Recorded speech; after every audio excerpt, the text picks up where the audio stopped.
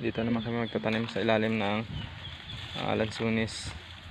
Dito sa malapit sa dike ng aming palayan. Dito namin ihilera mga katanim, mga prutas at saka niyog doon sa itaas. Pwede na siguro mga 3 meters siguro mga katanim.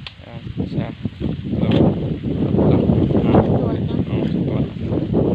3 meters yung spacing mga katanim.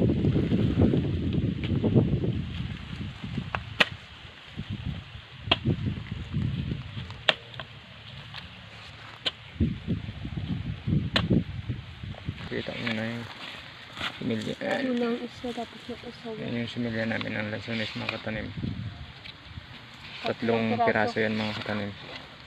Kawawa na yung gamit namin na bara.